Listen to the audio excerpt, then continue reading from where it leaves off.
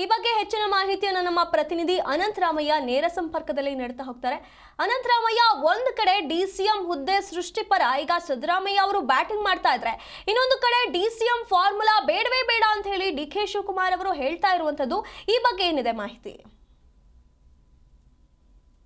ಈಗ ಏನು ಡಿ.ಕೆ. ಶಿವಕುಮಾರ್ ಅವರು ನಾಳೆ ಮುಖ್ಯಮಂತ್ರಿಯಾಗಿ ಪ್ರಮಾಣ ವಚನವನ್ನ ಸ್ವೀಕಾರ ಮಾಡ್ಲಿಕ್ಕೆ ಈಗ ಎಲ್ಲ ಸಿದ್ಧತೆಗಳು ಕೂಡ ನಡೆದಿದೆ.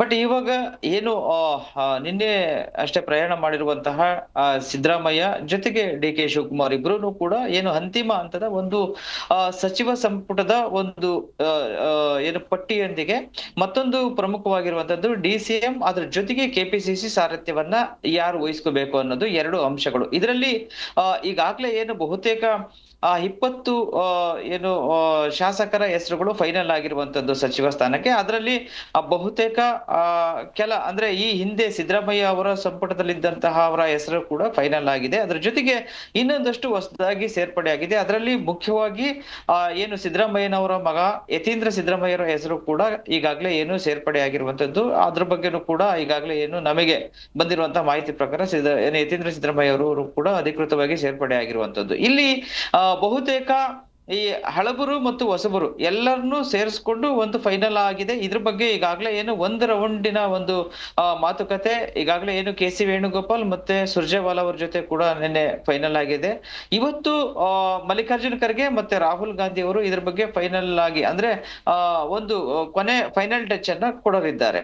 ಇಲ್ಲಿ ಮುಖ್ಯವಾಗಿ ಸಿದ್ದರಾಮಯ್ಯ ಮತ್ತೆ ಡಿ.ಕೆ. ಶಿವಕುಮಾರ್ ಅವ್ರಿಗೆ ಈಗ ಒಂದು ಎದುರಾಗಿರುವಂತಹ ಸಮಸ್ಯೆ ಏನಪ್ಪಾ ಅಂದ್ರೆ ಇಬ್ಬರು ಕೂಡ ಒಂದು ಡಿಸಿಎಂ ವಿಚಾರದಲ್ಲಿ ಇಬ್ಬರು ಕೂಡ ಒಂದು ನೆಗೋಷಿಯೇಷನ್ಗೆ ಬರ್ಲಿಕ್ಕೆ ಆಗ್ತಾ ಇಲ್ಲ. ಕಾರಣ ಏನಪ್ಪಾ ಅಂದ್ರೆ ಸಿದ್ದರಾಮಯ್ಯ ಅವರು ಡಿಸಿಎಂ ಹುದ್ದೆ ಬಗ್ಗೆ ಒಲವನ್ನು ವ್ಯಕ್ತಪಡಿಸಿದ್ರೆ, ಅದರಲ್ಲೂ ಪ್ರಮುಖವಾಗಿ ಏನು ಪರಮೇಶ್ವರ್ ಅವರು, ಕೆ.ಜೆ. George, MB. ಪಾಟೀಲ್ ಜೊತೆಗೆ ಜಮೀರ್ ಅಹಮದ್ ಅವರನ್ನ ಉಪಮುಖ್ಯಮಂತ್ರಿಯನ್ನಾಗಿ ಮಾಡಬೇಕು ಅನ್ನೋ ಒಂದು ನಿಟ್ಟಿನಲ್ಲಿ ಸಿದ್ದರಾಮಯ್ಯನವರು ಒಂದು ಒತ್ತಡವನ್ನ ಹಾಕ್ತಾ ಇದ್ರೆ, ಆದ್ರೆ ಡಿ.ಕೆ. ಶಿವಕುಮಾರ್ ಅವರು ಯಾವುದೇ ಕಾರಣಕ್ಕೂ ಡಿಸಿಎಂ ಹುದ್ದೆ ಬೇಡ ಅನ್ನೋ ಒಂದು ನಿಟ್ಟಿನಲ್ಲಿ ಅವರು ಕೂಡ ಬಲವಾದ ಒಂದು ಒತ್ತಡವನ್ನ ಅವರು ಕೂಡ ವಿರೋಧವನ್ನ ಮಾಡ್ತಾ ಇದ್ದಾರೆ. ಹೀಗಾಗಿ ಈ ಒಂದು ಡಿಸಿಎಂ ಹುದ್ದೆ ಅನ್ನೋದು ಒಂದು ಕಗ್ಗಂಟಾಗಿ ಉಳಿದಿರುವಂತದ್ದು. ಇನ್ನ ಬಹುತೇಕ ಕೆಪಿಸಿಸಿ ಸಾರಥ್ಯ ಈಗಾಗಲೇ ಏನು ಡಿ.ಕೆ. ಶಿವಕುಮಾರ್ ಅವರೇ ಕೆಪಿಸಿಸಿ ಸಾರಥ್ಯವನ್ನು ವಹಿಸಿಕೊಂಡಿರೋದ್ರಿಂದಾಗಿ ಈಗ ಅವರು ಮುಖ್ಯಮಂತ್ರಿಯಾಗಿ ಅಧಿಕಾರ ಸ್ವೀಕಾರ ಮಾಡೋದ್ರಿಂದ ಆ ಕೆಪಿಸಿಸಿ ಸಾರಥ್ಯವನ್ನ ಈ ಹಿಂದೆಯಿಂದಲೂ ಕೂಡ ಬಲವಾಗಿ ಏನು ಸತೀಶ್ ಜಾರಕಿಹೊಳಿ ಅವರು ಹೇಳ್ತಾ ಬರ್ತಾ ಇದ್ರು, ನಾನು ಆಸ್ಪಿರೆಂಟ್ ಇದ್ದೀನಿ, ನಾನು ನಿಭಾಯಿಸ್ತೀನಿ ಕೆಪಿಸಿಸಿ ಅಧ್ಯಕ್ಷ ಸ್ಥಾನವನ್ನ ಅಂತ ಹೇಳ್ಬಿಟ್ಟು. ಬಟ್ ಈಗಿರುವಂತಹ ಒಂದು ಕ್ಯಾಸ್ಟ್ ಸ್ಟ್ರಾಟಜಿಕ್ ನಾವು ನೋಡಿದಾಗ ಮತ್ತೆ ಕ್ಯಾಸ್ಟ್ ಕ್ರೈಟೀರಿಯಾವನ್ನ ನೋಡಿ ಅವ್ರೇನಾದ್ರು ಫೈನಲ್ ಮಾಡೋದಾದ್ರೆ ಬಹುತೇಕ ಸತೀಶ್ ಜಾರಕಿಹೊಳಿ ಅವರಿಗೆ ಏನು ಕೆಪಿಸಿಸಿ ಸಾರಥ್ಯವನ್ನ ಕೊಡುವಂತಹ ಸಾಧ್ಯತೆಗಳು ಇದೆ ಅಂತ ಹೇಳ್ಬಿಟ್ಟು ನಮಗೆ ಇರುವಂತಹ ಮಾಹಿತಿ ಪ್ರಕಾರ ಇರುವಂತದ್ದು. ಹೀಗಾಗಿ ಬಹುಶಃ ಇವತ್ತು 10 ಗಂಟೆಗೆ ಈಗ ರಾಹುಲ್ ಗಾಂಧಿ ಮತ್ತೆ ಮಲ್ಲಿಕಾರ್ಜುನ್ ಖರ್ಗೆ ಅವರ ಜೊತೆಗೆ ಒಂದು ಕೊನೆ ಹಂತದ ಮಾತುಕತೆ ಆದ ನಂತರ ಡಿಸಿಎಂ ಹುದ್ದೆ ಸೃಷ್ಟಿ ಮಾಡ್ಬೇಕಾ ಮಾಡಬಾರ್ದ ಅನ್ನೋದು ಫೈನಲ್ ಆಗುತ್ತೆ. ಅದರಲ್ಲಿ ಬಹುತೇಕ ಹಂಗೇನಾದ್ರು ಆದ್ರೆ 4 ಕೊಡೋದಂತೂ ಡೌಟು.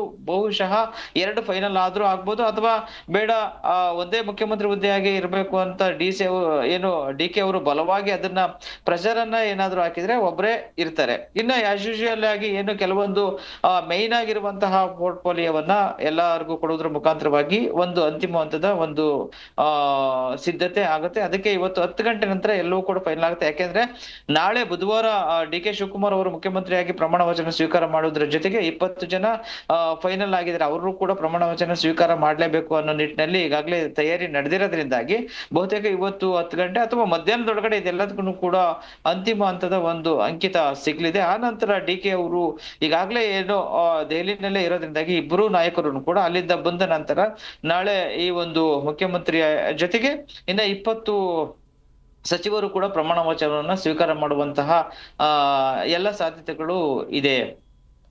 ಹಾಗೆ ಅನಂತರಾಮಯ್ಯ, ಈಗ ಇನ್ನೊಂದು ಕಡೆ ಈ ದೆಹಲಿ ಅಂಗಳಕ್ಕೆ ಹೋಗಿ ಹೈಕಮಾಂಡ್ ಅಂಗಳದಲ್ಲಿ ಇಬ್ಬರು ಕೂಡ ನಾಯಕರು ಚರ್ಚೆಯನ್ನು ನಡೆಸ್ತಿದ್ದಾರೆ ತಮ್ಮ ತಮ್ಮ ಪಟ್ಟಿಗಳನ್ನ ಹಿಡಿದು. ಆದ್ರೆ ಇಲ್ಲಿ ಈಗಾಗಲೇ ಸಿದ್ದರಾಮಯ್ಯ ಅವರು ಸಿಎಂ ಸ್ಥಾನವನ್ನ ಬಿಟ್ಕೊಟ್ಟಿರೋದಕ್ಕೆ ಅವರ ಪಟ್ಟಿಗೆ ಹೆಚ್ಚು ಆದ್ಯತೆಯನ್ನು ನೀಡಲಾಗುತ್ತೆ, ಅದಕ್ಕೆ ಜಾಸ್ತಿ ಮಹತ್ವವನ್ನು ನೀಡಲಾಗುತ್ತೆ, ಅವರ ಪಟ್ಟಿಯಲ್ಲಿ ಇರುವಂತ ಹೆಸರುಗಳನ್ನೇ ಜಾಸ್ತಿ ಆಯ್ಕೆ ಮಾಡಲಾಗುತ್ತೆ ಅನ್ನುವಂಥ ಮಾತುಗಳು ಕೂಡ ಕೇಳಿ ಬರ್ತಾ ಇದೆ. ಇದು ಎಷ್ಟರ ಮಟ್ಟಿಗೆ ಸರಿ ಅನ್ಸುತ್ತೆ?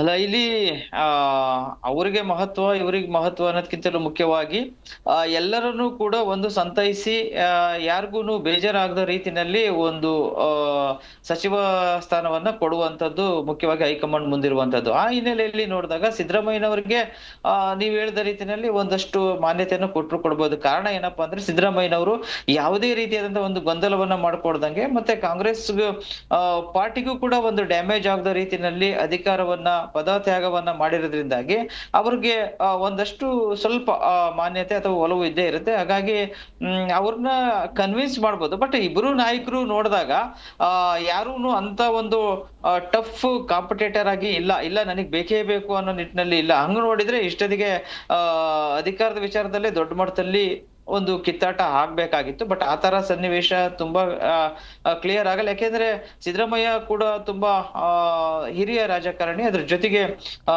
ಅವ್ರಿಗೆ ಅವರ ಒಂದು ಅಧಿಕಾರ ಬಿಟ್ಕೊಡ್ತಿದ್ದಾಗಿ ಇನ್ನೂ ಒಂದಷ್ಟು ಏನು ಹೈಕಮಾಂಡ್ ಲೆವೆಲ್ ಅಲ್ಲಿ ತುಂಬಾ ಆತ್ಮೀಯರಾಗಿದ್ದಾರೆ ಅಂತ ಹೇಳ್ಬೋದು ಇತ್ತೀಚಿನ ಬೆಳವಣಿಗೆಯನ್ನ ನಾವು ನೋಡಿದಾಗ. ಯಾಕೆಂದ್ರೆ ನಿನ್ನೆ ವೇಣುಗೋಪಾಲ್ ಅವರು ಅವ್ರನ್ನ ಮನೆ ಬಾಗ್ಲಿಗೆ ಬಂದು ಅವ್ರನ್ನ ಬೀಳ್ಕೊಟ್ಟಿರುವಂತದ್ದ ಒಂದು ಸನ್ನಿವೇಶವನ್ನ ನಾವು ನೋಡ್ತೀವಿ. ಯಾಕೆಂದ್ರೆ ಹೈಕಮಾಂಡ್ ಸಂಸ್ಕೃತಿ ಹೆಂಗಿದೆ, ಯಾವುದೇ ಪಕ್ಷ ಆಗಿರ್ಬೋದು, ಅದು ಇದರ ಬಿಜೆಪಿ ಅಥವಾ ಕಾಂಗ್ರೆಸ್ ಯಾವುದೇ ಆಗಿದ್ರು ಕೂಡ ಏನು ರಾಜ್ಯದ ಮಟ್ಟದ ನಾಯಕರಿಗೆ ಅಷ್ಟೊಂದು ಮಾನ್ಯತೆಯನ್ನ ಕೊಡೋದಿಲ್ಲ. ಅಂದ್ರೆ ಅಧಿಕಾರ ಇದ್ದಾಗ ಅಥವಾ ಅಧಿಕಾರ ಪಡೆದ ನಂತರನು ಕೂಡ ಆ ಲೆವೆಲ್ಗಿಲ್ಲ. ಬಟ್ ಒಬ್ಬ ವ್ಯಕ್ತಿಯನ್ನ ಮನೆ ಬಾಗ್ಲಿಗೆ ಬಂದು ಬಿಟ್ಕೊಟ್ಟು ಹೋಗ್ತಾರೆ ಅನ್ನೋ ಒಂದು ಲೆಕ್ಕಾಚಾರವನ್ನ ನೋಡಿದಾಗ ಖಂಡಿತವಾಗ್ಲೂ ಕೂಡ ಸಿದ್ದರಾಮಯ್ಯನವರ ಒಂದು ಮಾತಿಗೆ ಮನ್ನಣೆ ಇದೆ. ಮತ್ತೆ ಅವ್ರನ್ನ ಪಾರ್ಟಿ ಕೂಡ ಅಷ್ಟೇ ಗೌರವಯುತವಾಗಿ ನಡ್ಸ್ಕೊಂಡಿರೋದು. ಮತ್ತೆ ಅವರು ಕೂಡ ಕಾಂಗ್ರೆಸ್ ಪಾರ್ಟಿಗೆ ಅಷ್ಟೇ ಲಾಯಲ್ ಆಗಿರುವಂತಹ ಒಂದು ಸನ್ನಿವೇಶವನ್ನ ನಾವು ನೋಡಿದಾಗ ಖಂಡಿತವಾಗ್ಲೂ ಕೂಡ ಆ ತರ ಸನ್ನಿವೇಶ ಎದುರಾಗಲ್ಲ. ಬಹುಶಃ ಇರುತ್ತೆ ಒಂದಷ್ಟು ಸಿದ್ದರಾಮಯ್ಯನವ್ರ ಮಾತಿಗೆ ಮನ್ನಣೆಯನ್ನ ಕೊಟ್ಟು ಆಯ್ತು ಒಂದು ಸರಿದೂಗಿಸ್ಕೊಂಡು ಹೋಗಿ ಅನ್ನೋ ಲೆಕ್ಕದಲ್ಲಿ ಇಬ್ಬರಿಗೂ ಕನ್ವಿನ್ಸ್ ಮಾಡಿ ಫೈನಲ್ ಮಾಡುವಂತಹ ಎಲ್ಲ ಒಂದು ಚರ್ಚೆಗಳು ಕೂಡ ನಡೆಯುವಂತ ಸಾಧ್ಯತೆ ಇದೆ. ಧನ್ಯವಾದಗಳು ಅನಂತರಾಮಯ್ಯ ನಿಮ್ಮೆಲ್ಲ ಮಾಹಿತಿಗಾಗಿ.